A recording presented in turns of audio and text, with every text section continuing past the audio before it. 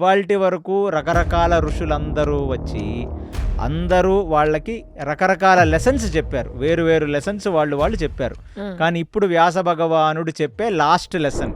ఈసారి వ్యాస భగవానుడు మహాభారతంలో ట్విస్ట్ చేయడానికి రావట్లా. సో లాస్ట్ టైం మీరు ఇన్న పాఠం మార్కండేయ మహర్షి నుంచి కదా.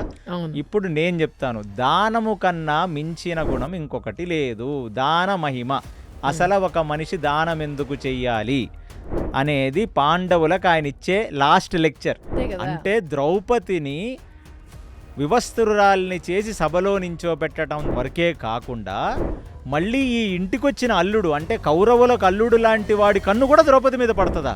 అంటే ఏంటి అసలు వీళ్ళు ఎంత నీచులు వీళ్ళు. అన్న వరుసగా ఉన్నవాడు చేసే పనా ఇది?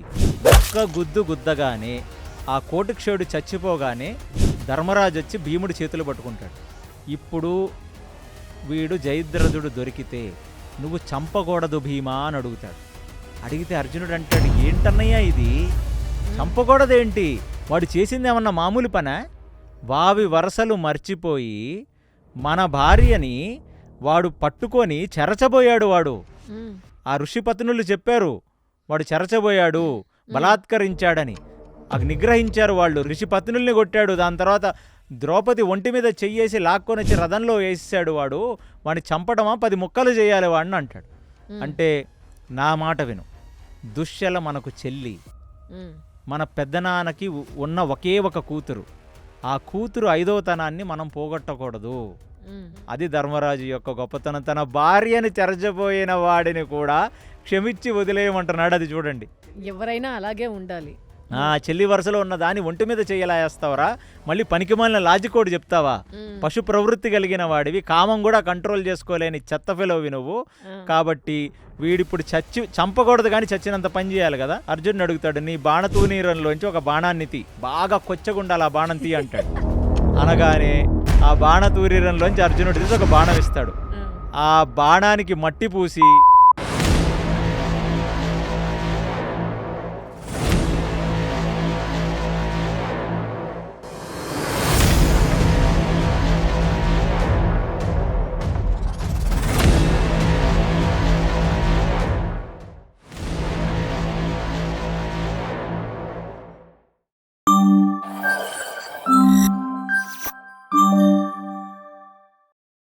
Hare Krishna, welcome to KC talks Telugu.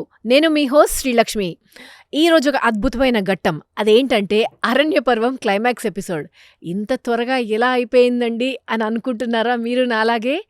ఒక్క ఇంపార్టెంట్ పాయింట్ మిస్ అవ్వకుండా ఆ ఎసెన్స్నంతా తీసుకొచ్చి 6 ఎపిసోడ్స్లో అరణ్య పర్వాన్ని మనకి చక్కగా ఎక్స్ప్లెయిన్ చేశారు కదా కృష్ణ చైతన్య గారు. దానికి ఆయనకు ఒక థ్యాంక్ యూ.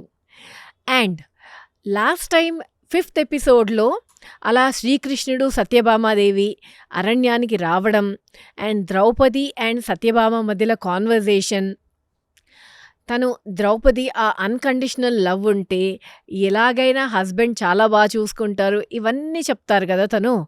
ఆ ఘట్టం తర్వాత శ్రీకృష్ణుల వారు సత్యభామాదేవి వెళ్ళిపోయాక నెక్స్ట్ విరాట పర్వం ఎపిసోడ్కి వెళ్లే ముందు ఈ అరణ్య పర్వంలో అసలుకు ఏం జరుగుతుంది, ఆ లాస్ట్ క్లైమాక్స్ ఎపిసోడ్లో ఏం జరుగుతుందో మనం కేసీ గారిని అడిగి తెలుసుకుందాం. Please join me with this beautiful conversation. Hare Krishna. Hare Krishna. KC గారు, పోయినసారి అరణ్యానికి శ్రీకృష్ణుల వారు సత్యభామాదేవి వచ్చారు. తర్వాత ద్రౌపది అండ్ సత్యభామాదేవి మధ్యలో ఒక కాన్వర్జేషన్ అవుతుంది. అండ్ అదంతా విన్న శ్రీకృష్ణుల వారు ఒక ముసిముసి నవ్వులు నవ్వుతూ ఉంటారు అని చెప్పారు కదా. సో వాళ్ళు మళ్ళీ ద్వారకకి వెళ్ళిపోయారా? వెళ్ళిపోయాక పాండవులు ఆ మోటివేషన్తో, అంటే శ్రీకృష్ణ వారు వచ్చారు కదా, మోటివేట్ చేసేసి వెళ్ళారు కదా, ఆ మోటివేషన్ తర్వాత నెక్స్ట్ ఏం జరిగింది? ఇంకా ఏమైనా యజ్ఞయాగాదులు చేశారా? దాని తర్వాత ఇంకెవరన్నా కలిశారా వాళ్ళని వచ్చి? ఆ ఘట్టాన్ని మీరు మాకు ఎక్స్ప్లెయిన్ చేయాలి. సో శ్రీకృష్ణ పరమాత్మ సత్యభామ పాండవులను ఆశీర్వదించి, అంటే సత్యభామ నేను చెప్పాను స్వయం లక్ష్మీతత్వం, అంటే నారాయణుడి భార్యలందరూ లక్ష్మీతత్వాలే. అంటే అందులో భూ, నీల, లక్ష్మీ, రాధ రకరకాల వాళ్ళున్నా వాళ్ళందరూ కూడా ఆయన అంతరాంగీక రమణ అని మనం ఎలా అంటామో వాళ్ళు ఆయన అంతరాంగీకమైన వ్యక్తులు. వాళ్ళందరిది లక్ష్మీ తత్వం. తత్వపరంగా లక్ష్మీతత్వమే.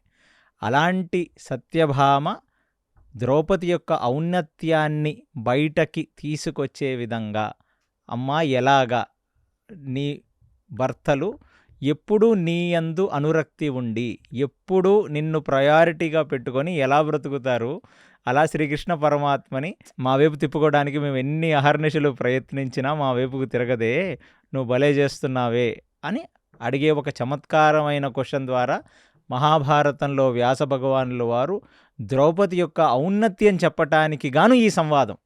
దీన్ని అలా చూడాలి మీరంతా. అంతేగాని ద్రౌపది వాళ్ళ భర్తల్ని తన కొంగుకు చుట్టుకున్నట్టు సత్యభామ కృష్ణుడిని తన కొంగుకు చుట్టుకోలేకపోతుంది అన్నట్టు ఇద్దరు స్త్రీలు కలిసి మాట్లాడుకుంటారు కదా, నా భర్త నా మాట వినట్లేదు, నేనేం చేయాలి, ఏ మందు పెట్టాలి అన్నట్టుగా కాకుండా తాత్వికంగా ఆమె లక్ష్మీతత్వములో ఉన్నప్పటికీ ఒక భూమి మీద ద్రౌపది ఆ రోజులలో కాలమాన పరిస్థితుల ప్రకారం ఆమె పరమ పాతివ్రత్యం కలిగిన ఆడదానిగా ఆమె ఔన్నత్యాన్ని చెప్పడానికి ఇలాంటి ఒక సిచ్యువేషన్ని క్రియేట్ చేసి దాని తర్వాత వాళ్ళందరినీ పాండవులని ద్రౌపదిని ఆశీర్వదించి అటు నుంచి ద్వారకకి వెళ్ళిపోతారు శ్రీకృష్ణ పరమాత్మ. అప్పుడు కొంతకాలం వాళ్ళు అక్కడ ఉండి దాని తర్వాత వాళ్ళు ద్వైతవనంలోకి ఎంటర్ అవుతారు.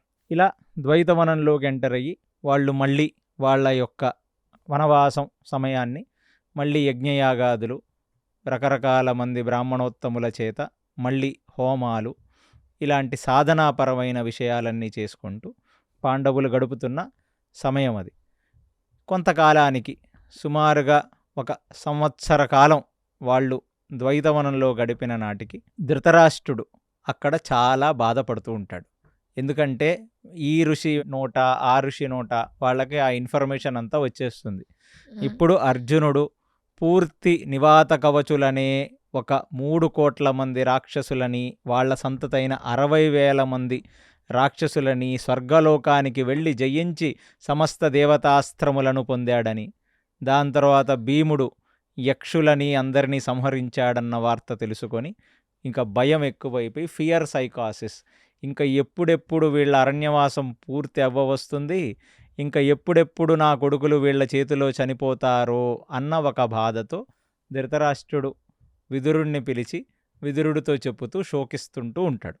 ఇక్కడ నుంచి మీరు నేను చెప్పిన ఘోషాయాత్ర అనే ఒక ఎపిసోడ్ని దీనికి జోడించి దీనికి సీక్వెల్గా మీరు అదంతా వినండి. సో నేను దాన్ని కేవలం 1 నిమిషంలో ఘోషాయాత్ర అంటే ఏమిటంటే బాధపడుతున్న ధృతరాష్ట్రుడి దగ్గరికి దుస్సచతుష్టయం అంతా ఒక పన్నాగం పూని పాండవులు ఇప్పుడు ద్వైతవనానికి వచ్చారు, అది మన రాజ్యం పక్కనే ఉంది, మనం పోయి మన యొక్క వైభవం వాళ్ళకి చూపించి వాళ్ళ రక్తం ఉడికేలా చేద్దాం అని చెప్పి వాళ్ళందరూ అక్కడికి వెళ్ళి గాంధర్వుల చేతిలో ఓడిపోయి సిగ్గు లేకుండా మళ్ళీ అర్జునుడు భీముడి చేత రక్షింపబడి దాని తర్వాత కర్ణుడు అక్కడి నుంచి పారిపోయి దాని తర్వాత ఈ గాంధర్వులు తీసుకొని వచ్చి ధర్మరాజు యొక్క భిక్షతో వాళ్ళని వదిలేయటం, దాని తర్వాత అలాంటి బ్రతుకు నాకెందుకు అని దుర్యోధనుడు ప్రాణత్యాగం చేయడానికి సూసైడ్ అటెంప్ట్ చేసుకోవటం, మళ్ళీ శుక్రాచార్యుల వాళ్ళని కలవడం, అప్పుడు శుక్రాచార్యుల వారు ఆయన్ని పాతాళలోకానికి తీసుకొని వెళ్ళి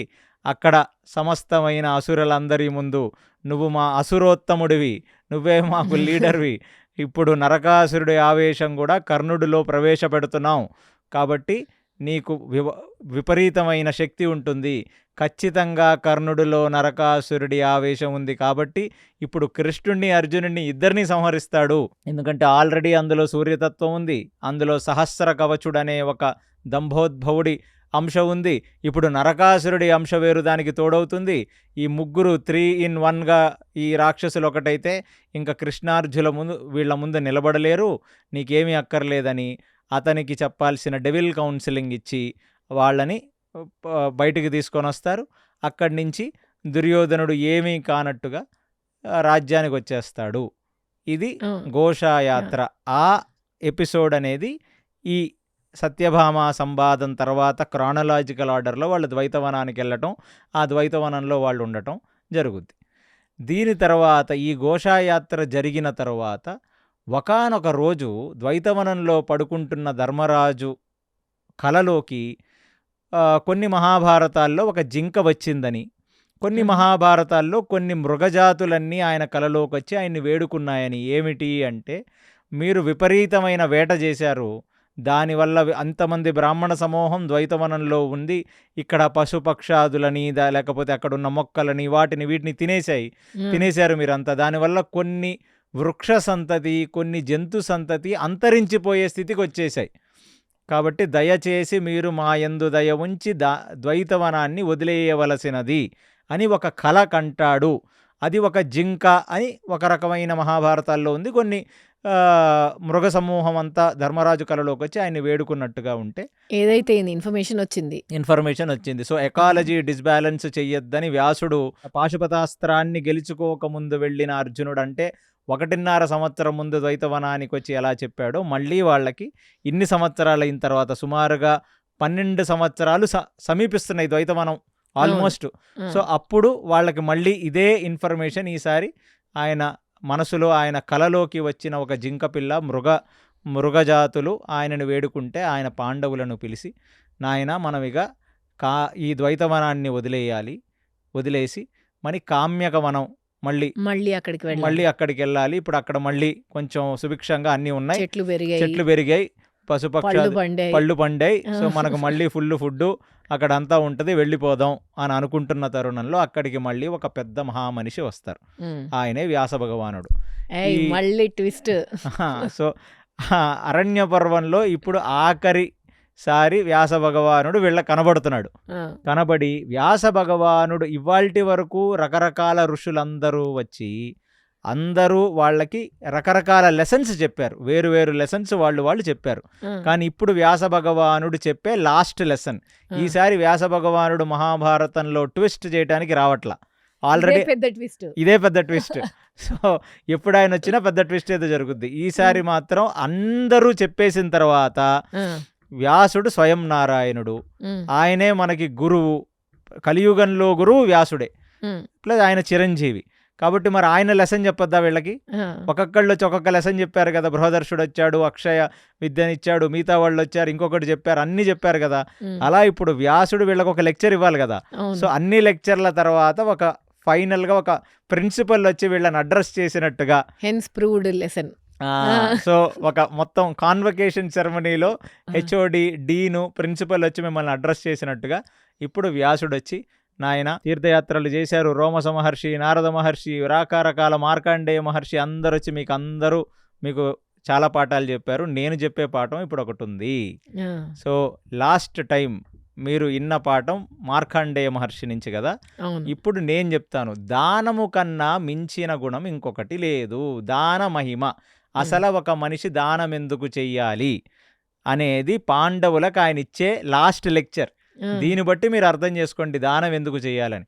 సో క్లుప్తంగా మీకు అది చెప్పడానికి, దానం ఎందుకు చెయ్యాలి అంటే, మీరు కలియుగంలో చూస్తున్నట్టుగా ఒక ఫ్యాన్ దానం చేసి ఒక మీద రెక్కల మీద పేరు రాసుకొని అది తిరుగుతూ ఉంటే గిరా గిరా గిరా అలాగా, లేకపోతే ఒక అనాథాశ్రమానికి ఇంత డొనేషన్ ఇచ్చి ఆ బాయిలర్ వెజల్స్ మీద, ఆ అన్నం వార్చే గిన్నెల మీద మీ తండ్రి గారి జ్ఞాపకార్థం, మీ తల్లి గారి జ్ఞాపకార్థం అని అక్కడ రాసుకొని, ఇలాగా దానం అనేది కుడి చేత్తో ఇచ్చిన దానం ఎడం చేతికి తెలియకూడదు, ఎడం చేత్తో ఇచ్చిన దానం కుడి చేత్తో తెలియకూడదు. దానం అనేది మూడవ కంటి వాడికి కూడా తెలియకుండా చేసేదాన్ని దానం అంటారు. అంతేగాని 10 మంది ముందు మీ పేరు, మీ ఇంటి పేరు, మీ గోత్రం, మీ తల్లిగారు, మీ తండ్రి గారు అని అన్ని చెప్పేది దానం కాదు నాయనా. సో కలియుగ దౌర్భాగ్యం అది. సో దానం అనేది ఎవడైనా మెహర్బానీ అంటే ఎవడో గతి లేని వాడికి వీడు ఏదో దంబానికి పోయి ఇచ్చేది దానంగా ఇస్తున్నాడు. వ్యాసుడు చెప్పేది ఏంటంటే, దానం అనేది నిన్ను నువ్వు సంస్కరించుకోవటానికి ఇస్తున్నావు. గుప్తదానం చెయ్యాల్సింది గుప్తదానం. కానీ దానం వెనకాలన్న తాత్వికం ఏమిటి? నిన్ను నీవు సంస్కరించుకోవటానికి ఇస్తుంది దానం. ఎందుకు అంటే, ఎప్పుడూ ఇవ్వకుండా, దానం అనేది ఇవ్వకుండా, ఎప్పుడు నువ్వు, నీ పిల్లలు, నీ భార్య, నీ కుటుంబం అని చెప్పి ధనమంతా ఆర్జించి అది నీ పెట్టెలో మాత్రమే పెట్టుకుంటే నీ చెయ్యి మూసుకుపోతుంది. కానీ ఎప్పుడు ఈ చెయ్యి ఇస్తూ ఉండాలి. ఇస్తూ ఉంటే నువ్వు సంపాదించిన ఆస్తి మీద నీకు వ్యామోహం ఉండకుండా ఉంటుంది. అలాంటిది. సో ఈ శరీరమే భగవంతుడు మనకిచ్చిన ఒక దానం ఇది. ఈ శరీరాన్ని అందుకే మనం వదిలేస్తాం. శీర్యతీతి శరీరం అంటే క్షణక్షణం క్షీణించుకుపోయేదే శరీరం. ఈ శరీరమే క్షణక్షణం క్షీణించకపోతే నువ్వు సంపాదించిన ఆస్తి మాత్రం ఎల్లకాలం నీ దగ్గర ఎందుకు ఉంటుంది? ప్లస్ నిరంతరము డబ్బు కోసమో, నిరంతరము నీ భార్య కోసమో, నీ పిల్లల కోసమో, నీ బంధుమిత్రుకళాద్రుల కోసమే నువ్వు సంపాదిస్తూ ఉంటే నీలో స్వార్థం పెరుగుతుంది. అలా స్వార్థం పెరిగిన వ్యక్తి ఎప్పుడూ కూడా రజోగుణంలో, తమోగుణంలో మాత్రమే ఉండగలడు. కాబట్టి నువ్వు దానము చేస్తే నీ యందు సత్వజాగృతం జరుగుద్ది. అలాంటి సాత్వికుడే ఈ దేహమును కూడా ఒక రోజు నేను వదిలేయాలి, కాబట్టి ఆత్మతత్వాన్ని నేను తెలుసుకోవాలి అని శ్రీహరినందు లగ్నము చేసి సాధన చేయగలడు. దీన్ని ఆత్మసాధన అంటారు. సో ఆత్మసాధన కొరకు దానము అన్ని వాటికంటే కూడా గొప్పది అని, దానం ఎందుకు చేయాలి, ఎప్పుడు చేయాలి, ఎలా చేయాలి, ఎలాంటి పరిస్థితుల్లో చేయాలి, నిత్యము ఎందుకు దానం చేయాలి, ఆ దానం వల్ల ఎలా మన ఆత్మశుద్ధి జరుగుద్ది, మన యొక్క ఆలోచనలో శుద్ధి జరుగుద్ది, మన అటాచ్మెంట్ ఎలాగ డిటాచ్మెంట్గా మారుద్ది అనే ఒక లెసన్, ఎలా గ్రౌండెడ్గా ఉంటాము, మనం ఎలా గ్రౌండెడ్గా ఉంటామని చెప్పి, అది కూడా గుప్తదానం మాత్రమే చెయ్యాలని దాన మహిమని పాండవులకు నేర్పించిన వ్యాసుడు. ఈ అరణ్య పర్వంలో మీరు ఎన్నో లెసన్స్ నేర్చుకున్నారు. అహింస గురించి నేర్చుకున్నారు, రకరకాల ఋషులు మునుల గురించి నేర్చుకున్నారు. కాబట్టి ఈ దాన గుణాన్ని మాత్రం మీరెన్నడూ వదలద్దు పాండవుల్లారా. ఎందుకంటే రేపొద్దున మీకు రాజ్యం వస్తుంది. ఆ రాజ్యం వచ్చినప్పుడు ఏ కుడి చేత్తో మన చేతిలోకి వస్తుందో ఎడం చేత్తో అది వెళ్ళిపోవాలి. ఎప్పుడు నాది నాది అని అది పెట్టుకొని, అలాగే దాన్ని ఇనప పెట్టెల్లో పెట్టుకొని నీ దగ్గర ఉంచుకోవటం వల్ల అది విషమయ్యి మిమ్మల్ని తినేస్తుంది అనే ఒక పెద్ద తత్వాన్ని వ్యాసుడు చెప్తాడు పాండవులకి. సూపర్. అది మురుగుతుంది, మిమ్మల్ని ముంచేస్తుంది. సో ఇలాంటి దానగుణ వైభవాన్ని చెప్పి అక్కడి నుంచి వ్యాస భగవానుడు వెళ్ళిపోతాడు. వెళ్ళిపోయిన తర్వాత పాండవులందరూ ఇప్పుడు ద్వైతవనాన్ని వదిలేసి కామ్యక వనంలో ప్రవేశిస్తారు. కామ్యక వనంలో తృణబిందువు అనే ఒక గొప్ప రాజర్షి, ఆయన ఒక ఋషి, ఆయన ఆశ్రమమునందు వాళ్ళు ఉంటారు. ఉన్నప్పుడు ఇక్కడ ఒక పనికి మాలిన వ్యక్తి, ఒక దుర్మార్గుడు, దుష్టుడు, ఒక పెద్ద నీచ్ కమీన్ అనే ఒక వ్యక్తి, అంటే వాడిని దుర్భాషలాడటానికి మన పాడ్కాస్ట్లో నేను మాట్లాడలేని ఈ మాటలు కూడా మాట్లాడాలి, అంత గలీజు వెదవవాడు. వాడు ఎవరయ్యా అంటే ఇక్కడ సైంధవుడు ఎంట్రీ. ఎందుకు నువ్వు అంతగానం దుర్భాషలాడావు వీడిని అంటే, సైంధవుడు మన తెలుగు వాళ్ళు ఆయనకు పెట్టిన పేరు సైంధవుడు. ఆయన పేరు సంస్కృత భారతమునందు జయద్రథుడు. ఎవరి జయద్రథుడు అంటే కౌరవులు 100 మందికి ఒకటే చెల్లెలు, ఆమె పేరు దుశ్శల, ఆమె భర్త జయద్రథుడు. సో పాండవులకు రాఖీ కడుతుంది దుశ్శల. అప్పుడు పాండవుల భార్య అయిన ద్రౌపది కౌరవులకు ఏమవుతుంది? పాండవుల భార్య వదినే కదా. మరి వాళ్ళ బావ అంటే దుశ్శల భర్తకి ద్రౌపది ఏమవుతుంది? అన్నా చెల్లెళ్ళ సంబంధం కదా. అవును, కరెక్టా? క్లారిటీ ఉందా? అలాంటి జయద్రథుడు ఒకానొక రోజు సాల్వుడు అని మనం మాట్లాడుకున్నాం, శ్రీకృష్ణుడి చేతిలో వధించబడవాడు. సాల్వరాజ్యంలో ఆ రాజు వాళ్ళ కూతురికి, తండ్రి చనిపోయాడు, కూతుర్లున్నారు. సో సాల్వరాజు యొక్క ఒకానొక కూతురికి అక్కడ స్వయంవరం ప్రకటిస్తారు. ఆ స్వయంవరానికి అటెండ్ అవ్వటానికి వెళుతున్నాడు జయద్రథుడు. ఎవరితో వెళ్తున్నాడంటే కాశీరాజు అయిన కోటిక్షయుడనే ఒక రాజుతో వెళ్తున్నాడు.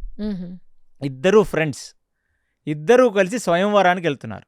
స్వయంవరానికి వెళుతున్న వాళ్ళు ఈ కామ్యక వనం మీదగా వెళుతూ ఇప్పుడు తృణబిందు ఆశ్రమాన్ని క్రాస్ అవుతున్నారు.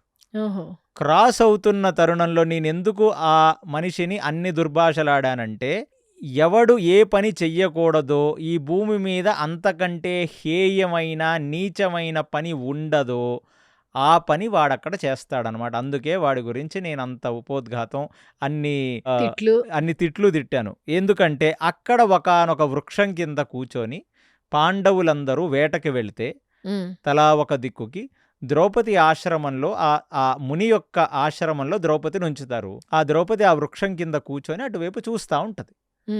వీడి రథం ముందు నుంచి వెళ్తుంది. ఎవరి అందగత్తె అని చూస్తాడు. చూస్తే ద్రౌపది అని వాళ్ళకి అర్థమవుతుంది. ఇంత అందంగా ఉందే ఈ మనిషి అని చెప్పి వాడి వేస్ట్ ఫ్రెండ్ అయిన కోటిక్షయుడిని వెళ్ళి, ఒకసారి ఆమెకు చెప్పు, నేను ఆమె వైపు మనసు పారేసుకున్నానని చెప్పు. చెల్లి అని గుర్తుపట్టాడా? అందుకే అన్ని బూతులు తిట్టానమాట. సో చెల్లి అని గుర్తుపట్టే కోటిక్షయుడిని, కోటిక్షయుడు వాడి స్నేహితుడు, వాడొక దుర్మార్గుడు, వాడు వీడికి పింప్. ఇలాంటి భాష మాట్లాడాల్సి వస్తుంది. నువ్వు పోయి ఆమెతో మాట్లాడమంటే వాడేం చెయ్యాలి? వరే మనం వెళ్తుంది దేనికి? స్వయంవరానికి వెళ్తున్నాం. స్వయంవరం అనేది ఏంటి? ఎవరినో పెళ్లి చేసుకోవడానికి వెళ్తున్నాం. ఇంకొక అమ్మాయిని పెళ్లి చేసుకోవడానికి వెళ్తూ ఇదేం బుద్ధిరా నీకు ఆ, చెప్పాలా వాడు? ఆ, ప్లస్ ఆవిడెవర్రా? నీ చెల్లి. ఆ, చెల్లికి పోయి మనసు పారేసుకున్నానని చెప్పడం ఏంట్రా? దౌర్భాగ్యుడా! ఆ, అసలు నువ్వు నా ఫ్రెండ్ ఏంట్రా? నేను నిన్ను ఇప్పుడే ఇక్కడే వదిలేయాలనాలా వాడు? ఆ, వాడిపోయి ద్రౌపదికి చెప్తాడు, సైంధవుడు జయద్రథుడు గుర్తుపట్టారా అని. అవునా అన్నయ్య అని పిలిచిందా? అని చాలా అంటే ద్రౌపదికి కల్మషం లేదు. అవును. చూసి అవునా ఎక్కడికి వెళ్తున్నారంటే మేము స్వయంవరానికి వెళ్తున్నాము, కానీ మిమ్మల్ని చూసి మనసు పారేసుకున్నాడంట. తనకు అర్థం కాదు మనసు పారేసుకోవటం ఏమిటి అని చెప్పి తను ఏమీ పెద్దగా రిప్లై ఇవ్వదు కోటిక్షయుడికి. ఉమ్, రిప్లై ఇవ్వకపోతే వాడెళ్ళి జయద్రథుడికి చెప్తాడు, నేను చెప్పాను కానీ ఆమెం అర్థం చేసుకోలేదురా అంటాడు.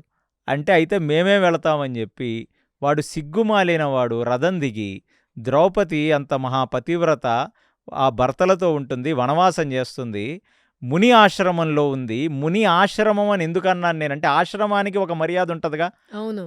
కొన్ని నియమనిష్టలు ఉంటాయిగా. అక్కడంతా తపోభూమి, ఆ, వాళ్ళందరూ అక్కడ యజ్ఞయాగాదులు చేసుకుంటూ నిత్యం సాత్వికమైన ఆహారం తింటూ సాత్విక దృష్టితో అందరూ పట్ల ఒక కామ క్రోధ లోభ మోహ మదమాశ్చర్యాలని అణగిదొక్కుంటూ బ్రతుకుతున్న ఆశ్రమంలో ఆ, వీడు పోయి ఎంత అందంగా ఉన్నావు నువ్వు, నీ అందాన్ని ఎప్పుడు నేను చూడలేదు అంటాడు. అసలు ద్రౌపదికి కించిత్ అనుమానం కూడా రావట్లా. అంటే అది అన్న దృష్టితో అంటున్నాడా, అసలు ఏ దృష్టితో అంటున్నాడు? మనసు పారేసుకున్నానంటాడు, మళ్ళీ ఏమో నీ అందాన్ని నేను ఇప్పటి వరకు చూడలేదంటాడు. ఏమిటిది? ఇదేదో తేడాగా ఇదేంటి ఈ ఉందే. దరిద్రం ఏమిటి అని ఆమె అనుకొని తన భర్త అయిన ధర్మరాజు ఎప్పుడూ కూడా కౌరవుల మనసు నొచ్చుకోకూడదనే కదా పాచికలకి వెళ్ళాడు. సో అలాగా ఆమె కూడా ఏమీ ఎక్కువ మాట్లాడకుండా పోనిలే ఋషి ఆశ్రమం కాబట్టి వీడి పట్ల వీడు కొంచెం నియమనిష్టలతో ఉంటాడు, వీడు కనీసం వీడి సెన్సెస్లో ఉంటాడు వీడు అని చెప్పి, ఏమిటి మీకేమన్నా ఆకలి అవుతుందా, ఏమన్నా దప్పిక అవుతుందా, నీళ్లు తాగుతారా అంటే అవును దాహం అవుతుంది, నాకు నీళ్లు కావాలని అడుగుతాడు. ఆ, అంత దౌర్భాగ్యుడు వాడి ఆకలి వాడి దాహము కామదాహం. అది అంత నీచుడు నాకు దాహం అవుతుందని చెప్పి తను ఎక్కడైతే ఉందో తను పాపం ఏదో వండిన వస్తువులు అవి ఇవి తీసుకొని ఇంటికొస్తే ఎలా అయితే ఒక అన్నని మర్యాదగా చూడాలో ఉమ్, అలాగా అతనికి ఒక ఉన్నవేవో పెడుతుంది తినమని. వాడు అలాగే రెప్పార్పకుండా తను అలాగే చూస్తూ ఉంటాడు. ఉమ్, అంటే వాడొక కంప్లీట్లీ మానియాలోకి వెళ్ళిపోయిన ఒక రేపిస్ట్ వాడు. ఆ, వాడేం చేస్తాడంటే ఆ ద్రౌపది వాడికి నీళ్లును ఏదో తినటానికి ఏదో సామగ్రి ఇస్తుంటే చెయ్యి పట్టుకుంటాడు. ఆ, ఆ చెయ్యి పట్టుకున్న దరిద్రపు వెధవని ద్రౌపది అంటుంది. ఏంటంటే ఏమిటిది, నేనేమవుతాను నీకు, చెల్లినవుతాను, అసలు ఏమైనా ఇది కరెక్టేనా, ఇలాంటి పని ఆ, అసలు నువ్వేమన్నా చెయ్యొచ్చా, అసలు నన్ను ముట్టుకోవచ్చా పరస్త్రీని నువ్వు, ఉమ్, ఏమైనా మతి ఉందా లేదా నీకు అని గట్టిగా అడుగుతుంది. అడిగితే ఈ దరిద్రుడు ఇంకొక లాజిక్ చెప్తాడు. ఏంటంటే ఇలాంటి వావి వరుసలు అన్న చెల్లి ఇలాంటి బంధాలన్నీ నార్మల్ జనాలకు ఉంటాయి, నేను కుక్కను కదా అంటాడా? మనం పెద్ద పెద్ద వాళ్ళం కదా, మన దగ్గర ఇలాంటి నియమాలన్నీ ఉండవు, మనం అంతా హై క్లాస్ పీపుల్, ఈ హై క్లాస్ పీపుల్ కాబట్టి మనకి ఇలాంటి వావి వరుసలు లాంటివి ఉండవంటాడు. చీ థూ అంటది అనమాట ద్రౌపది వాడిని చూసి. అసలు నువ్వు మనిషివేనా నువ్వు, ఇంతసేపు దుశ్శల అంటే కౌరవులకి చెల్లి, పాండవులకి కూడా దుశ్శల అంటే చాలా ఇష్టం. ఉమ్, వాళ్ళు 100 మంది కౌరవులు ఒకరా ఉంటే దుశ్శల మాత్రం వీళ్ళ పక్కన కొంచెం అభిమానంగానే ఉంటుంది ఆ ఉమ్, దుశ్శల అనేది.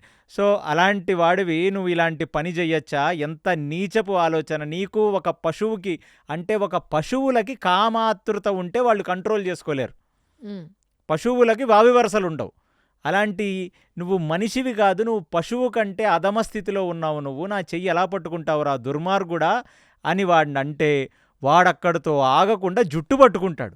ఆ, జుట్టు పట్టుకుంటే అంటే ఇదొక రేప్ అటెంప్ట్. అంటే మనం మొత్తం మహాభారతంలో ఇలాంటి నీచపు పనులు చేసిన వాళ్ళు ఇద్దరే.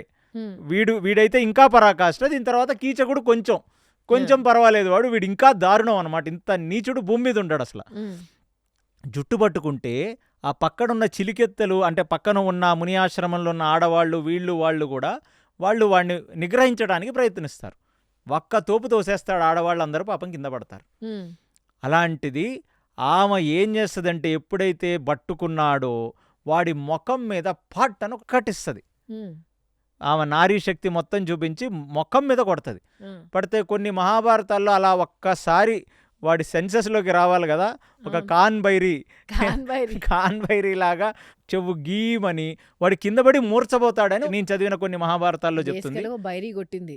ఒక కాన్బైరీ ఇచ్చింది. అసలు ఆ. నువ్వు మనిషివని నీ కనీసం ఒక చెవులోంచి వస్తే గీమని ఆ. అలా ఒక కాన్బైరీ ఇస్తే కనీసం వీడు మైండ్ సరిగ్గా పనిచేస్తుంది, వీడు ఆ. మృగంలా ఉన్నాడు, వీడి సెన్సెస్లో లేడని. ఆ. అలాంటిది అంటే కొన్ని మహాభారతాల్లో చెప్పినట్టు వాడు మూర్చబోతాడు ఆ ఒక్కదానికి. తర్వాత ఒక 2-3 నిమిషాల తర్వాత లెగిసి వాడికి ఇంకా ఎక్కడి లేని మగహంకారం వస్తుంది అనమాట. పశు అహంకారం, అది మొహంకారం కాదు, అది ఉమ్, ఆడది నాకు లొంగదా. ఉమ్, ఆ? నేను అప్పటికీ చెప్పాను కదా, ఓకే మనకి ఇలాంటి వావి వరుసలు ఉండవని.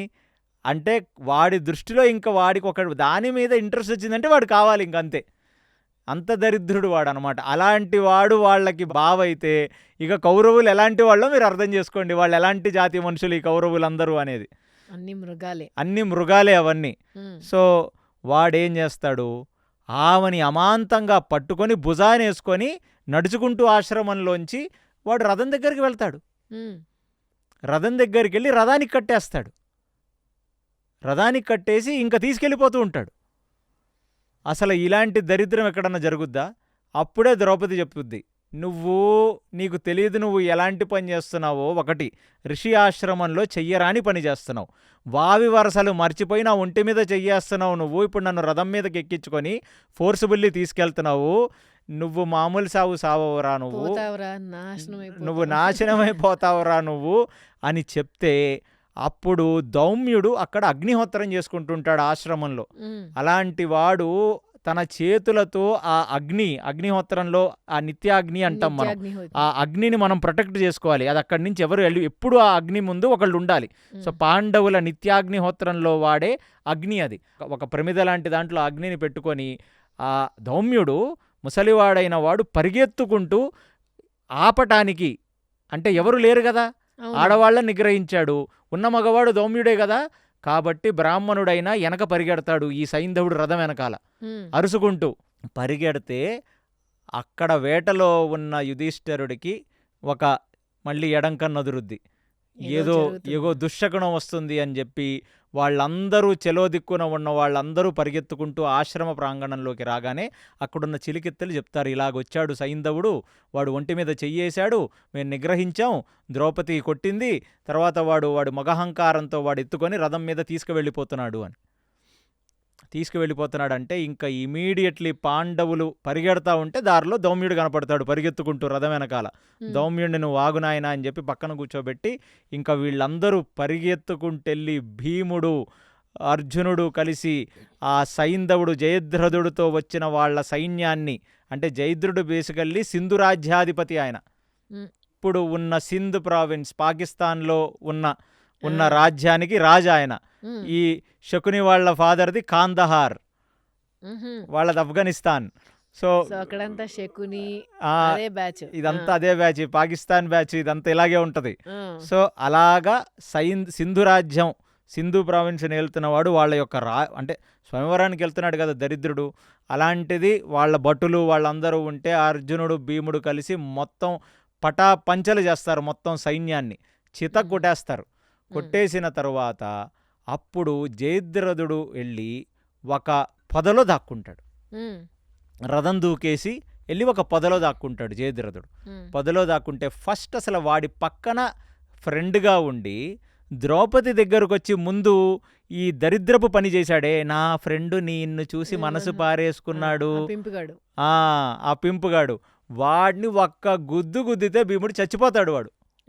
వాడు ఒక కాశీ రాజు, వాడు అసలు యాక్చువల్లీ కోటిక్షయుడు అనేవాడు. గుద్దెందుకు, భీముడు తొడగొడితేనే ఆ సౌండ్కే చచ్చేలా ఉన్నాడు. అంటే ఇప్పుడు భీముడు ఇప్పుడు వరకు ఒక లెక్క, ఇప్పుడు భీముడికి వచ్చిన కోపం ఒక లెక్క. అంతే కదా. అంటే ద్రౌపదిని వివస్త్రురాల్ని చేసి సభలో నించోబెట్టడం వరకే కాకుండా మళ్ళీ ఈ ఇంటికొచ్చిన అల్లుడు, అంటే కౌరవులకు అల్లుడు లాంటి వాడి కన్ను కూడా ద్రౌపది మీద పడుతుందా? అంటే ఏంటి అసలు వీళ్ళు ఎంత నీచులు, వీళ్ళు అన్న వరుసగా ఉన్నవాడు చేసే పనా ఇది అని చెప్పి ఒక్క గుద్దగానే ఆ కోటిక్షయుడు చచ్చిపోగానే ధర్మరాజు వచ్చి భీముడి చేతులు పట్టుకుంటాడు. ఇప్పుడు జయద్రథుడు దొరికితే నువ్వు చంపకూడదు భీమా అని అడుగుతాడు.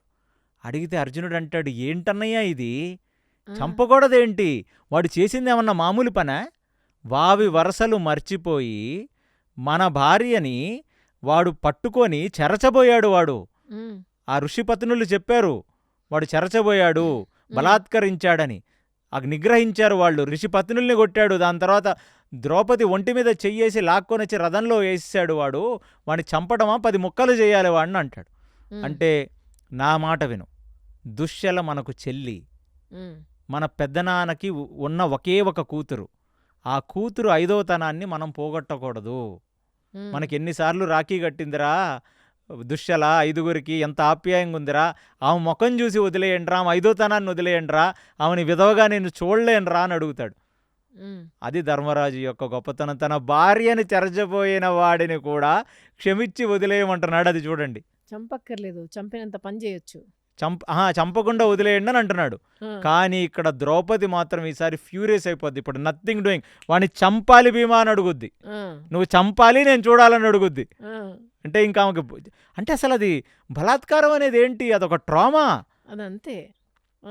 ఇంకప్పుడు ఒక పక్క నుంచి అర్జునుడు, ఒక పక్క నుంచి భీముడు వెళ్తే ఎంత సిగ్గుమాలిన వాడు, ఎంత వీరప్రతాపం, ఎంత మొగతనం చూపించిన వాడు వెళ్ళి పొదల్లో దాక్కున్నాడు.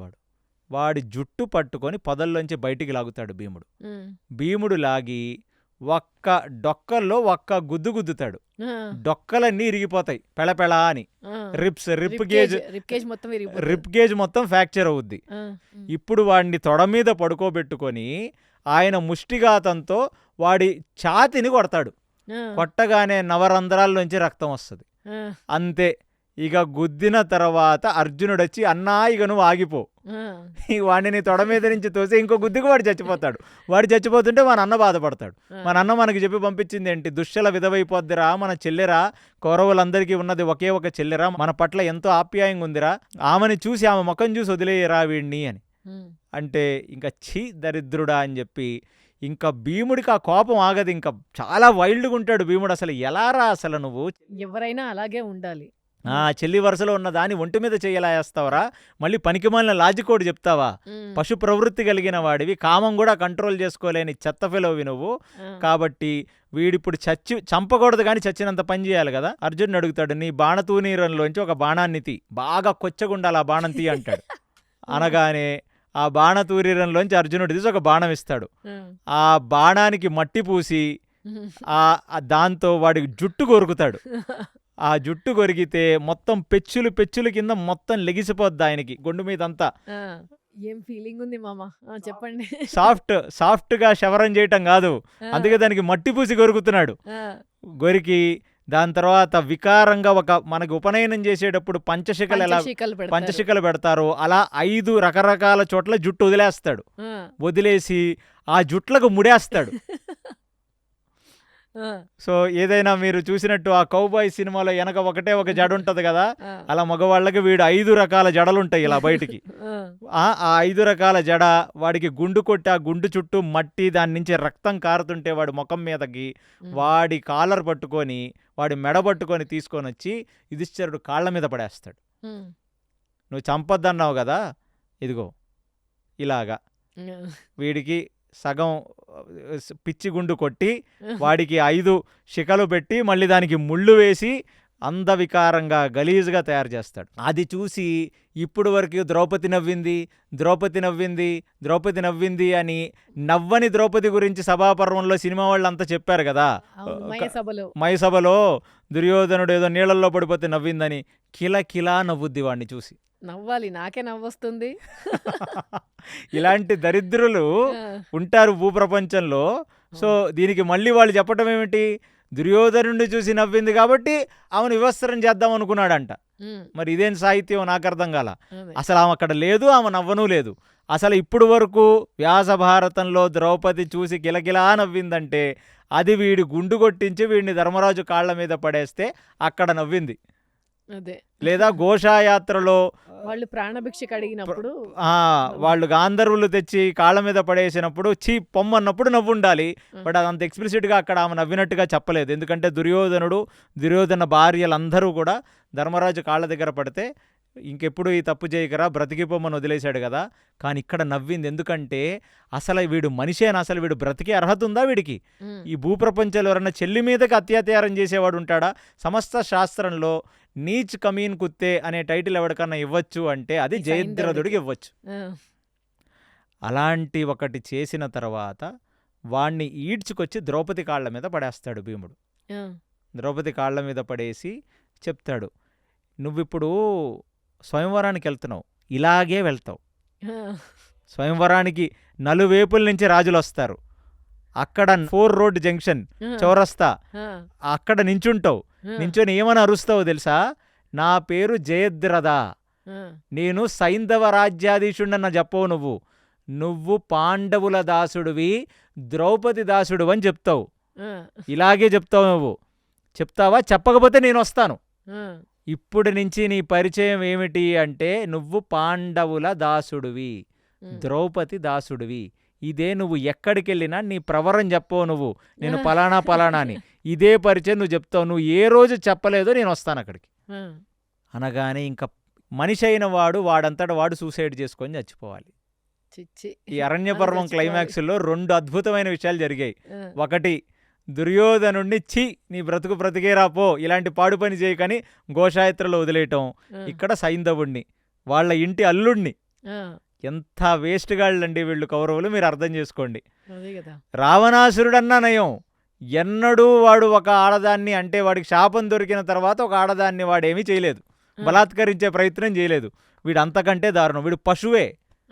అలాంటి సైంధవుడు ఇంకా వాడు ఏమీ చెయ్యలేక, ఇంతకంటే పరాభవాన్ని వాడు భరించలేక, వాడు శరీరం వదలలేక గంగా సముద్రంలో కలిసే చోటు, గంగాసాగర్ అంటాం మనం ఇప్పుడు, అది బెంగాల్లో ఉంది. సుందర్బన్ ఫారెస్ట్ అన్నీ అక్కడే ఉంటాయి.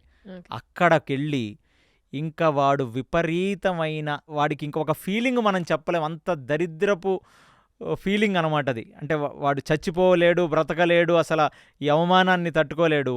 ఇంకా వేస్ట్ అని తెలుసుకొని రుద్రజపం చేస్తాడు అక్కడ కూర్చొని. ఈ పాపాన్ని వాడు కడుక్కోవాలి అంటే వాడు అది చేయాలి. నేను ఇక్కడ ఒక పాయింట్ మర్చిపోయాను మీకు. ఎప్పుడైతే ద్రౌపది కాళ్ల మీద పడేసి భీముడు ఇలా నువ్వు దాసుడు అని చెప్పాలనుకుంటున్నావో అప్పుడు ధర్మరాజు మాట్లాడతాడు. మాట్లాడి ఏమని చెప్తాడంటే, ఎవడన్నా భూమి పుట్టిన తర్వాత ఇలాంటి దౌర్భాగ్య పని చేసుంటాడరా, చెల్లిని అత్యాచారం చేయడానికి ప్రయత్నించుంటాడరా, నిన్ను తిట్టడానికి నా దగ్గర మాటలు లేవు, ఒక పశువుతో కూడా నిన్ను పోల్చలేను నేను, చీ దరిద్రుడా నువ్వు నా ముందు నుంచి వెళ్ళిపోమంటాడు. ఇంకప్పుడు అదంతా మనసులో పెట్టుకొని వాడు ఘోర శివ తపస్సు చేసి 2 కాళ్ళని పైన పెట్టి బొటన వేళ్ల మీద నించోని, ఇంకా వాడు చేసిన శివతపస్సు అదొక రకమైన శివతపస్సు. అది ఎంతకాలం చేశాడో, దీర్ఘకాలం చేశాడని చెప్తుంది. వాడు ఎంతకాలం చేస్తే మనకేంటి. సో ఆ తపస్సు చేసి చేసి చేసి ఆ రుద్రజపంతో చేసిన పాపంలో కొంచెమన్నా కరిగి అప్పుడు శివుడు ప్రత్యక్షమవుతాడు ఈ దరిద్రుడికి, ఈ జయద్రథుడికి. శివుడిని వాడు అడిగే కోరిక ఏంటంటే, పాండవులని వాళ్ళ సేనలతో సహా ఓడించే శక్తి నాకు ప్రసాదించమని శివుడిని అడుగుతాడు. మళ్ళీ ఆ గిల్ట్ ఫీలింగ్ ఏం లేదు. ఇక రాక్షసులకి గిల్ట్ ఫీలింగ్ ఉండదు. వాళ్ళు కేవలం వాళ్ళు ఏంటంటే శివుడిని వాడుకోవటం. ఆయన భోలాశంకరుడు, ఆయనని విపరీతంగా మెప్పించడానికి ఆ తపస్సు ఈ తపస్సు దీర్ఘకాల తపస్సు చేయటం, ఆయన వీళ్ళ ముందు ప్రత్యక్షమైతే పనికి మాలిన కోరికలు కోరుకోవటం, అదే వాడు చేసే పని. సో ఈ రాక్షసులు చేసే పని. శివుడు నవ్వుతాడు. నవ్వి, ఏమిటి నువ్వు అడిగిన కోరిక? 5 పాండవులని వాళ్ళ సేనలతో సహా. అర్థమైందా? అది నువ్వు జయిస్తావు. బుద్ధుండే మాట్లాడుతున్నావా? నీకు ఇంకా తెలీదా? ఆయనకి నేను అస్త్రం ఇచ్చాను, ఆయనకి నేను పాశుపతాస్త్రం ఇచ్చాను, తెలీదా నీకు? పాశుపతాస్త్రం అంటే ఏమిటో తెలుసా? పాశుపతాస్త్రం అంటే స్వయంగా నేనే ఆయనతో ఉన్నట్టు, తెలుసా నీకు? అలాంటి వాడిని నువ్వు ఓడిస్తావా? నీలాంటి అధముడు ఓడిస్తాడా? ఆ కోరిక నువ్వు అడిగినా నేను ఇవ్వను. కాబట్టి అసలు అలాంటి కోరిక అనేది ఇవ్వటం కుదరదు. ఫస్ట్ ఆఫ్ ఆల్ వాళ్ళు తుమ్మితే తుమ్మికి కొట్టుకుపోతారు, వాళ్ళు తుమ్మితే ఆ తుమ్మికి ఎగిరిపోయే బతుకురానిది. ఒక కామాన్ని అదుపులో పెట్టుకోలేని దరిద్రపు బ్రతుకునేది నువ్వు ఆ కోరిక కోరటమా? నువ్వు ఆ కోరిక కోరను వద్దు, నేను ఆ కోరిక నీకు ఇవ్వను లేను, కాబట్టి అది కుదరదంటాడు. కుదరదంటే అప్పుడు పోనీ అర్జునుణ్ణి వదిలేసి మిగతా 4 పాండవులని నేను వాళ్ళ సేనులతో సహా ఓడించగలిగే శక్తి నాకు ఇవ్వమంటాడు. ఇవ్వమంటే 4 పాండవులని ఒకరోజు వాళ్ళ సేనలతో సహా నువ్వు నిగ్రహించే శక్తి నేను నీకు ఇస్తానంటాడు. ఆహా. ఇక ఇంతకంటే పెద్ద నువ్వు ఎంత జపం చేసినా ఎంత తపం చేసినా ఇంతకంటే పెద్ద వరం నీకు ఇవ్వటం కుదరదు, దబ్బేమంటాడు. ఆ. పోనీ ఏదో ఒకటి చేశావని చెప్పి ఇప్పుడు ఆ శివుడితో పొందిన ఈ అనుగ్రహంతో, అందుకే మనకు తెలుగులో ఒక సామెత ఉంటుంది, సైంధవుళ్ళ అడ్డుపడ్డాడు రా వీడు అని. ఎప్పుడైతే అభిమన్యుడు పద్మవ్యూహంలోకి ఎంటర్ అయ్యాడో అలాంటి అభిమన్యుడిని చంపటానికి గాను లోపల ద్రోణాచార్యుడు, కృపాచార్యులు, అశ్వత్థామ, కర్ణుడు కలిసి ఆయన్ని లోపల నిగ్రహించలేక భీకరమైన యుద్ధం చేస్తున్నారో అప్పుడు ఆ పద్మవ్యూహంలోకి 4 పాండవులని ఎంటర్ కాకుండా అడ్డుపడిన దరిద్రుడే ఈ జయద్రథుడు సైంధవుడును. సో ఇక్కడ వచ్చిన ఈ కోరిక మహాభారత రణరంగంలో ఈ పద్మవ్యూహంలో మనకి కనబడుతుంది అన్నమాట. సో అలాంటి ఒక కోరిక కోరి సిగ్గు లేకుండా వాడు మళ్ళీ సైంధవ రాజ్యానికి వెళ్ళి వాడి రాజ్యాన్ని ఏలుకోవటానికి వెళ్ళిపోయాడు. సో ఇలాగా ధర్మరాజు యొక్క గొప్పతనం చూడండి, ఎంత ఎమోషనల్ పర్సన్ అతను.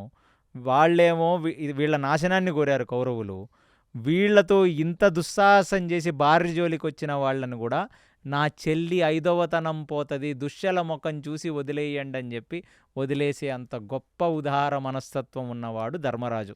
అందుకనే ఆయనని శ్రీకృష్ణ పరమాత్మ చక్రవర్తి సార్వభౌమత్వంలో కూర్చోబెట్టి సమస్త భూమండలాన్ని ఏలటానికి ఎందుకు కూర్చోబెడతాడంటే ఇలాంటి గుణాలు ఉన్నాయి ధర్మరాజుకి. యమధర్మరాజు అంశ కదా. అలాంటి గొప్పవాళ్ళు పాండవులు. వాళ్ళని హేళనగా చూపించి ఈ కౌరవులని గొప్పగా చూపించడం అంటే అసలు అది నాకు అర్థం కూడా కాదు. ఇలాంటి ఒక అధములు వీళ్ళు కౌరవులు ప్లస్ వాళ్ళ అల్లుడును.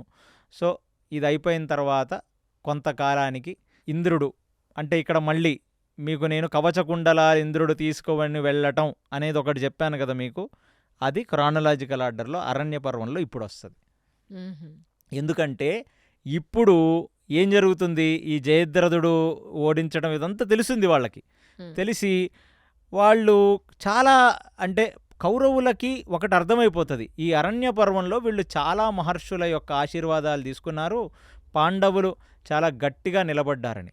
అక్కడ కర్ణుడు లేచి ఒక ప్రతిజ్ఞ చేస్తాడు. ఇప్పుడు ఇదంతా నేను మీకు చెప్పాను.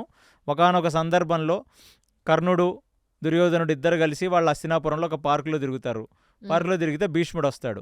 భీష్ముడు వచ్చి ఇంకా వీడిని వదలలేదట్రా ఈ దరిద్రుణ్ణి, వీడు మననే కదరా ఘోషయాత్రలో మధ్యలో వదిలేసి పారిపోయాడు, వీడు వికర్ణుడు రథం ఎక్కువ వికర్ణుడితోనో పారిపోయాడు, ఇంకా ఎందుకురా వీణి పట్టుకొని తిరుగుతావు అని అడిగి వెళ్ళిపోతే అప్పుడు దుర్యోధనుడు కర్ణుడిని ఏమని అడుగుతాడు, మిత్రమా బాధపడకు, ముసలాయన అంతే చెప్తాడులే, చాదస్తం ఎక్కువ ఈ ముసలాయనికి అని చెప్తే, కాదులే దుర్యోధన, నేను కూడా ఇప్పుడు కొన్ని శబదాలు చేస్తాను ఇక్కడ. అంటే మహాభారత తాత్పర్య నిర్ణయం అందు మధ్వాచార్యులు వారు చెప్తున్నది, మూల భారతంలో ఉన్నది ఏంటంటే కర్ణుడు 3 శబదాలు చేశాడు. ఏమిటి అంటే, 1 నేను కాళ్ళు కడుక్కోను, 2 నేను మద్యము మాంసము 2 ముట్టని వాళ్ళ నుంచి ఎప్పుడు వరకు అర్జునుడిని చంపుతాను అప్పటి వరకు, 3 నేను ఎవరు వచ్చినా వాళ్ళకి దానం చేస్తాను అనే ఒక ప్రతిజ్ఞ ఇక్కడే వచ్చింది. నాకు ఒక చిన్న డౌట్, అక్కడ మనకి నలదమయంతుల కథలో నలుడు కాళ్ళు కడగడు కదా, కడగనప్పుడే కదా కలిపురుషుడు వస్తాడు. మరి ఇక్కడ కర్ణుడు కాళ్ళు కడగను అంటే అప్పుడు మరి కలిపురుషుడు రాడా?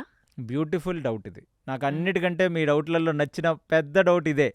ఎందుకంటే కాళ్ళు కడగకపోతే కదండి కలిపురుషుడు వస్తాడు, అప్పుడే కదా వాడు ఇంకా అసురుడవుతాడు, అసురోత్తముడు అవుతాడు కదా. ఇప్పుడు ఆల్రెడీ కర్ణుల్లో నరకాసురుడు వచ్చాడు, అంటే వాడు మంచివాడైతే ఇలాంటి వాళ్ళు ఎందుకు వస్తారు? అసలు మీరు అందరూ అర్థం చేసుకోవాల్సింది కూడా ఏంటంటే, ఇక్కడ మూత్ర విసర్జనం చేసినా మల విసర్జనం చేసినా అన్నం తిన్న తర్వాత ఆ అన్నం తిన్న కింద పడినవన్నీ కూడా శుద్ధి చెయ్యకపోయినా అక్కడ తమస్ పెరిగి రాక్షస గణాలు దైత్య గణాలు దాన్ని పూని ఉంటాయి. దానివల్ల అవి మీ శరీరంలోకి చేరతాయి. అందుకనే మన పెద్దవాళ్ళు శౌచం అనేది పాటిస్తారు, శుభ్రత. సో దైవీ అసుర సంపద్ విభాగ యోగంలో కూడా శౌచం అనేది సురుల లక్షణం. అక్కడే మీకు అర్థమైపోతుంది కదా కర్ణుడు ఎంత అదముడైతే అవును. వాడిగా కాళ్ళు కడగడంట వాడు. అంటే అదే. వాడు మూత్ర విసర్జనం చేసినా మల విసర్జనం చేసినా వాడు ఎక్కడికన్నా బయటికి వెళ్ళి వచ్చినా ఇక వాళ్ళు కాళ్ళు కడగడు. ఖలీస్ thinking yeah I want that. నువ్వు కాళ్ళు కడగకపోవటమే మాకు కావాలని దైత్యులు అనుకుంటున్నారు. అదే. సో అది ఒక రజోగుణంతో కూడుకున్న ఒక శబదం, అది సత్వ శబదం ఏమీ కాదు. అలాగా అతను 3 శబదాలు కోరాడు ఇప్పుడు కర్ణుడు. ఏమని? నేను కాళ్ళు గడగను, అది ఒక తామసిక శబదం. 2, నేను మద్యము మాంసము తినను, ఇది కొంచెం పర్వాలేదు, వాడు తినకపోతేనే కొంచెం అట్లీస్ట్ రజోతమో గుణాలు తగ్గి సత్వగుణంలోకి వస్తాడు. 3, ఎవరొచ్చినా నేను కాదనకుండా దానం చేస్తాను, అదొక వ్రతం. ఎప్పుడు వరకు అంటే నేను అర్జునుడిని సంహరించాలనుకున్నంత వరకు, నేను అర్జునుడిని సంహరించినంత వరకు. సో ఇలాంటి ఒక 3 తామసిక శబదాలు చేశాడు, పనికి మాలిన శబదాలు, ఒక అసురులు చేసే శబదాలు అవి. ఇప్పుడు కరెక్ట్గా వీడు చేశాడు కాబట్టి వీడు దొరికిపోయాడు.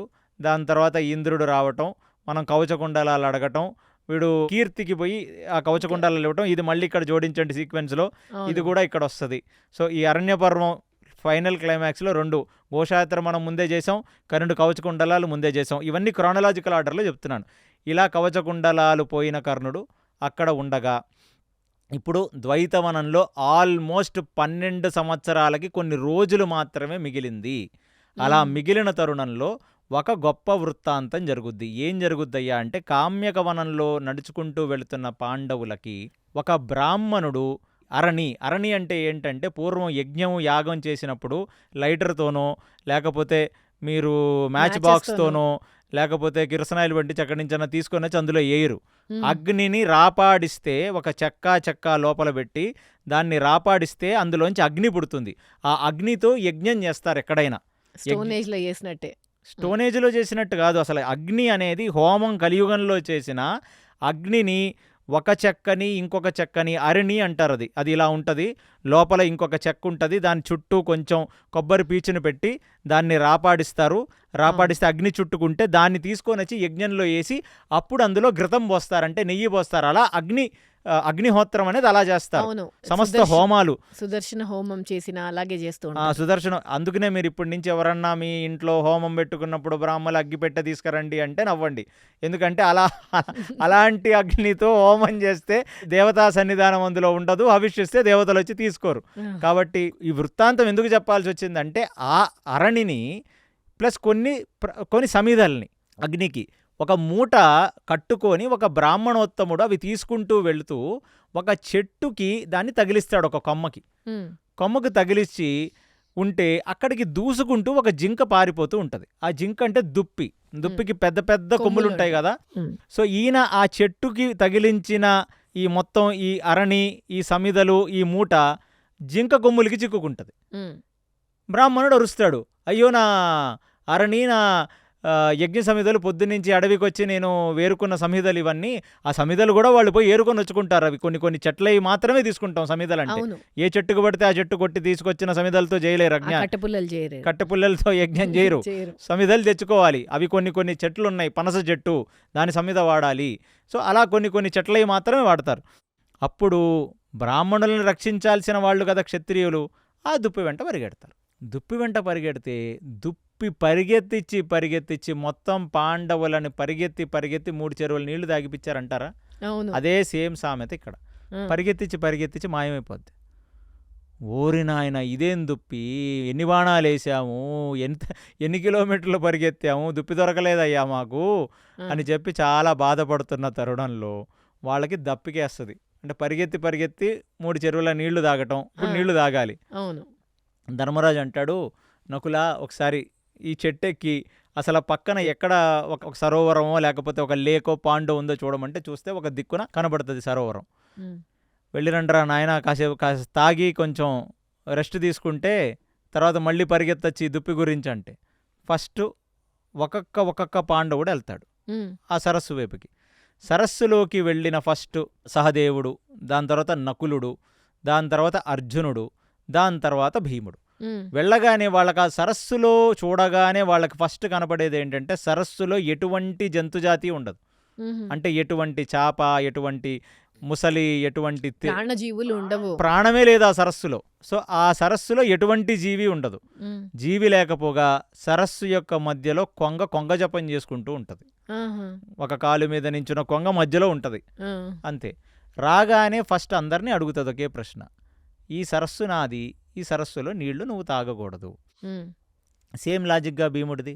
సరస్సులు పూలు పళ్ళు ఎవరివి కావు, అందరివి, అవి అందరివి. నువ్వు చెప్తే మేమేమిటని చెప్పి అందరూ కలిసి సేమ్ లాజిక్ పాటించి నీళ్లు తాగుతారు. నీళ్లు తాగగానే మూర్చపోతారు. నలుగురు మూర్చపోతారు. నీళ్లు తాగడానికి వెళ్ళిన తమ్ముళ్ళు ఇంకా రాలేదని చెప్పి ధర్మరాజు లోపలికి వెళ్తాడు. లోపలికి వెళ్ళగానే చూడగానే నలుగురు పడిపోయారు అక్కడ. చూస్తే వాళ్ళకి శ్వాస లేదు, నలుగురు పడిపోయారు అక్కడ. ఇదేమిటిది? నలుగురు పాండవులని అసలు పెద్ద యుద్ధము జరగలేదు, ఇక్కడ ఏమీ జరగలేదు, సైనికులు లేరు, భటులు లేరు. చూస్తేనేమో సరస్సు ఉంది, అందులోనేమో ప్రాణజీవులేవి లేవు సరస్సులో. దాని తర్వాత ఇక్కడేమో ఒక సింగిల్ కొంగ ఉంది, కొంగేమో కొంగ జపం చేస్తుంది మధ్యలో కూర్చొని. ఏమిటి విచిత్రం అని ఆయన ఒక అయోమయానికి వెళ్ళినప్పుడు సేమ్ కొంగ అతన్ని ఒక ప్రశ్న అడుగుద్ది. ఏమిటంటే, దాహం వేస్తుందా? అంతే కదా, వేస్తుంది అంటాడు. తాగుతావా? తాగుతానంటాడు. నా అనుమతి లేకుండా తాగకూడదు, నేను అడిగిన ప్రశ్నలన్నిటికీ సమాధానం చెప్తే నేను తాగనిస్తానంటది. అప్పుడు ధర్మరాజుకి అర్థమైపోతుంది, అంటే భీముడి లాంటి వాడు పడిపోయాడంటే ఖచ్చితంగా ఆ కొంగ నార్మల్ కొంగ కాదు, ఈ సరస్సు నార్మల్ సరస్సు కాదు, ఇది ఏదో ఎవరో ఒక పెద్ద పూనికే, ఇది ఐదారు పెద్ద దైత్యుడైనా అయి ఉండాలి, పెద్ద దేవతన్న అయి ఉండాలి, ఈ రెండిట్లో ఏదో ఒకటి అయి ఉండాలి అని. సరే కొంగ, మీరు ప్రశ్నలు అడగండి, నేను సమాధానాలు చెప్తానంటాడు. వీటినే యక్ష ప్రశ్నలు అని మహాభారతంలో చాలా సూక్ష్మంగా చాలా బ్యూటిఫుల్గా ఉండే చాప్టర్ ఇది. ఇది మనం ఈ పాడ్కాస్ట్లో టైం పర్మిట్ చెయ్యదు కాబట్టి మనం యక్ష ప్రశ్నలు చేయలేకపోతున్నాం. యక్ష ప్రశ్నలు అనేది మనం ఒక సపరేట్ పాడ్కాస్ట్లోనే చేద్దాం. సో ఆ ప్రశ్నలు, కొంగ అడిగిన ప్రశ్నలన్నిటికీ సమాధానం చెప్తాడు. ఎందుకు కొంగ ప్రశ్నలు అడిగింది అంటే, అరణ్య పర్వం క్లైమాక్స్కి వచ్చాం. అరణ్య పర్వంలో ఎంతమంది పెద్ద పెద్ద మునులు, పెద్ద పెద్ద యోగులు, నారదుడు, దౌమ్యుడు, మార్కండేయుడు, రోమస మహర్షి, బృహదర్శుడు, ప్రతి ముని ఆశ్రమానికి వెళ్ళారు. బోల్డ మంది మునుల దగ్గర వేదం విన్నారు. అన్నీ తెలుసుకున్నాడు కదా ధర్మరాజు. అవన్నీ జాగ్రత్తగా విన్నాడా లేదా ఏదో కేవలం ఒక చెవిలో అయినా ఒక చెవిలోంచి వదిలేశాడా? Viva start, viva final. Yes. So ఇప్పుడు వైవా క్లియర్ కావాలి. ఎందుకంటే రాజ్యం మీద ఆసక్తితో డిప్రెషన్లో విన్నాడా లేదా ఒక విద్యార్థి గురువు టైంని వాల్యూని తెలుసుకొని మంచిగా విన్నాడా? నా క్వశ్చన్స్కి ఆన్సర్ చెప్తాడు. వినలేదా? రాజ్య వ్యామోహంతోనే ఉన్నాడు, ఇంకా పోగొట్టుకున్న రాజ్యాన్ని ఎలా తెచ్చుకోవాలనే బాధతో విన్నాడు, పూర్తి శ్రద్ధతో వినలేదు. Check point. మీరు అడగండి స్వామి, నేను చెప్తాను. యక్ష ప్రశ్నలనేవండి అసలు నహుష ప్రశ్నల కంటే కొన్ని వందల రెట్ల కాంప్లెక్స్ క్వశ్చన్స్. అవి ఇవాల్టికి కలియుగంలో మనం అవి చదివితే మనకి జీవితం తెలుస్తుంది. అసలు ఎవరు ఔన్నత్యం ఏంటి, తల్లి ఔన్నత్యం ఏంటి, గోవు ఔన్నత్యం ఏంటి, దానం అంటే ఏమిటి, ఆ యక్ష ప్రశ్నలు మనం ఒక లెందీ పాడ్కాస్టే చేద్దాం. అదొక తాత్వికమైన పాడ్కాస్ట్. అది అంటారు కదా, ఎవరైనా కాంప్లికేటెడ్ క్వశ్చన్స్ అడిగినా వీడు యక్ష ప్రశ్నలు వేస్తున్నాడని. ఆ సామెత కూడా వచ్చిందిగా, కాంప్లికేటెడ్. సో అలాంటి ప్రశ్నలు అన్నిటికీ సమాధానం చెప్పి అలాగ మొత్తం వైవా అంతా క్లియర్ చేశాడు కదా. ఇప్పుడు ఆ కొంగ ఏమని అడుగుతుంది అంటే, సరే ప్రశ్నలన్నిటికీ సమాధానం చెప్పావు, నేను చాలా ముగ్ధుడినయ్యాను, కానీ నీ తమ్ముళ్ళు అలా చెప్పలేదుగా, నేను ఆగమన్నా ఆగకుండా నీళ్లు తాగేశారుగా, కాబట్టి నీకోసం నేను ఒక తమ్ముడిని బ్రతికిస్తాను, మిగతా వాళ్ళు పోయినట్టే, ఇంకా నేనేమి చేయలేను అంటే క్షత్రియుడిగా ప్రాధేయపడలేడు, పడకూడదు, ఇచ్చింది తీసుకోవాలంతే. కాబట్టి అతను అడిగేదేంటో తెలుసా? సరేనండి, ఒకడిని బ్రతికించండి, ఆ ఒకడు నకులుడిని బ్రతికించండి అంటాడు. అసలు ఫ్యూజులు ఎగిరిపోతాయి అప్పుడు కొంగకి. అసలు నీకు ఇప్పుడు అరణ్యపర్వం అయిపోయింది, విరాట పర్వం తర్వాత ఇంకా యుద్ధ పర్వమే, కాబట్టి నీకు అవసరమైన వ్యక్తులు ఎవరు యుద్ధానికి? భీముడు అర్జునుడు. అస్త్రశక్తి అంతా వాళ్ళ దగ్గర ఉంది. మరి నకులుడిని అడుగుతావేమిట్రా నాయనా? ఒకడిని అడిగినప్పుడు ఏ భీముడినో అర్జునుడిని అడుగుండొచ్చు కదా, కనీసం నీకేదో ఒక హెల్ప్ అన్న అవుద్ది. నకులుడిని పెట్టుకొని నువ్వేం యుద్ధం చేస్తావు, నువ్వే గెలుస్తావు అంటాడు. నేను కుంతీపుత్రుణ్ణి, నేను బ్రతికున్నాను కదా, మాద్రీపుత్రులు ఎవరూ బ్రతికిలేరే, కాబట్టి నా తల్లికి నేను న్యాయం చేస్తాను. నా పినతల్లి కదా మాద్రి, మరి వాళ్ళ పిల్లలు బ్రతకద్దా? వాళ్ళలో ఒకడిని బ్రతికిస్తే కనీసం మేమిద్దరం ఉంటాము, నా ఇద్దరు తల్లులకు మేము ఉంటాము. సో అలాంటిది ఆ మాద్రికి స్వర్గలోకాల్లో ఉన్న నా తల్లి పిల్లలకి నేనున్నాను, అంటే కుంతి పిల్లలుగా నేనున్నాను, మాద్రి పిల్లలుగా నకులుడు ఉంటే చాలు అని. అసలు నీ ఆలోచన విధానం అసలు ఎంత టాలెంటెడ్గా ఉన్నావు రా నువ్వు. చాలా టాలెంటెడ్గా ఉన్నావు. అసలు నీ ఆలోచన విధానమే చాలా యూనిక్గా ఉంది. అందుకు కాదా శ్రీకృష్ణుడు ఇంప్రెస్ అయ్యి నిన్ను చక్రవర్తిని చేసేది భూమండలానికి. ఏమి ధర్మం రా నాయన నీది, ధర్మంలో తండ్రిని మించిపోయావురా నువ్వు. ఎందుకంటే అంత పెద్ద యుద్ధం ఉంది. ఏ అర్జునుడినో భీముడినో బ్రతికించమని అడిగితే కేవలం వాళ్ళను మాత్రమే ఇచ్చుండేవాడు, కానీ అలా అడగల. అందుకనే 5గురిని బ్రతికిస్తాను నేను నీ కోసం అని చెప్పి ఆయన యమధర్మరాజై ప్రత్యక్షమవుతాడు. ప్రత్యక్షమై నా కొడుకువిరా, తండ్రిని మించిన కొడుకువయ్యావు, నిన్ను చూస్తే ఎంత ముచ్చటేస్తుందిరా, ఎంత ధర్మం రా నీలో, ఎంతమందితో నేర్చుకున్నావురా, ఈ మొత్తం చాలా శ్రద్ధగా విన్నావైతే అరణ్యవాసం మొత్తం, చాలా ముగ్ధుడినయ్యాను రా నిన్ను. ఇంకొక వరం ఇస్తాను నేను నీకు. ఆ వరం ఏంటంటే మీ తేజస్సులు దాగే తేజస్సులా ఇవి. మీరు అజ్ఞాతవాసంలో ఎంత కొబ్బరి బొండాలు కొట్టేవాళ్ళలాగనో, లేకపోతే ఈ అరటిపళ్ళు అమ్ముకునే వాళ్ళలాగనో, కూరగాయలు అమ్ముకునే వాళ్ళు మీరు ఏమవుతారా లేస్తే మాత్రం ఈ తేజస్సు దాగుద్ది మీది. కాబట్టి మీరు ఏ పాత్రలోకి వెళ్తే అచ్చం పరకాయ ప్రవేశం చేసినట్టు మీరు అదే పాత్రలో ఇమిడీకృతం అయిపోతారు మీరు. కాబట్టి మిమ్మల్ని ఎవ్వరూ గుర్తుపట్టలేరు అని ఒక వరం ఇస్తాడు ఇప్పుడు. అంటే ఇంకిప్పుడు వాళ్ళు అజ్ఞాతవాసం చేయాలి కదా. అజ్ఞాతవాసంలోకి ఇప్పుడు ఎవడన్నా రథసారథి అవ్వాలనుకోండి, వాడిని కొంచెం డౌట్ కూడా రాదు జనాలకి. ఎవడన్నా వంటవాడు అవ్వాలనుకోండి, ఎన్నో రోజుల నుంచి వంట చేస్తున్నాడని అనుకుంటారు తప్ప ఇంత తేజస్సుంది వీడు భీముడు అవ్వచ్చేమో అని అనుకోరు. ఏ అవతారం ఎత్తితే అవతారంలా ఉండిపోతారు వాళ్ళు. సో అలాంటి ఒక వరాన్ని ఇస్తాడు. సో ఇప్పుడు వాళ్ళు ఫైనల్ వైవా క్లియర్ అయినందుకు గాను రేపు అజ్ఞాతవాసంలోకి వాళ్ళు వెళ్తున్నప్పుడు వాళ్ళు వేసే వేషధారణలో వాళ్ళు కంప్లీట్లీ అమాల్గమేట్, అంటే అందులో పరకాయ ప్రవేశం చేసినట్టుగా వాళ్ళు ఉంటారనే ఆశీర్వాదంతో ఈ అరణ్య పర్వంలో ఇవాళ ముగింపు. సో ఇప్పుడు వాళ్ళందరూ ఇలాంటి ఒక వరాన్ని పొంది అందరూ ద్రౌపది, పాండవులు అందరూ కలిసి ఆ యముడిని సాష్టాంగ నమస్కారం చేసి ఆయన ఇచ్చిన వరంతో హ్యాపీగా ఉండి అటుగా వెళ్ళి ఆఖరిసారిగా దౌమ్యుడితో శ్రీకృష్ణ పరమాత్మకి ఒక పెద్ద యాగం చెయ్యటం వల్ల ఈ అరణ్య పర్వం ఇవాళతో సమాప్తం. సూపర్ అండి. అసలుకు అరణ్య పర్వం 6 ఎపిసోడ్లు అద్భుతంగా అన్ఫోల్డ్ చేసి చాలా బాగా ఎక్స్ప్లెయిన్ చేశారు కేసీ గారు. ఆ సైంధవుడు అంత దుర్మార్గుడేంటండి? అట్లీస్ట్ ఈ పాడ్కాస్ట్ విని ఈ స్టోరీస్ నుంచి మన జనాలందరూ చక్కగా లెసన్స్ నేర్చుకుంటే బాగుంటుంది. వావి వరుసలు లేకుండా ఉన్నవాడు మనిషి ఏంటండి, పశువు కూడా కాదు, అంతకంటే హీనమంటాను నేను. దయచేసి ఈ ఎపిక్ మహాభారతంలోంచి మనం చాలా లెసన్స్ నేర్చుకొని మన జీవితాన్ని ఎంతో సూపర్గా చేసుకోవచ్చు. సో అరణ్య పర్వం లాంటి అతిపెద్ద పర్వాన్నే మనకి కేవలం 6 ఎపిసోడ్స్ లాగా చెప్పి ఇంపార్టెంట్ పాయింట్స్ మిస్ చేయకుండా మనకి ఎక్స్ప్లెయిన్ చేశారు కేసీ గారు. సో నెక్స్ట్ మనం అద్భుతమైన విరాట పర్వంలోకి ఎంటర్ అవబోతున్నాము. సో నెక్స్ట్ ఎపిసోడ్ కోసం మీరందరూ వెయిట్ చేయండి. హరే కృష్ణ. శ్రీకృష్ణార్పణమస్తు.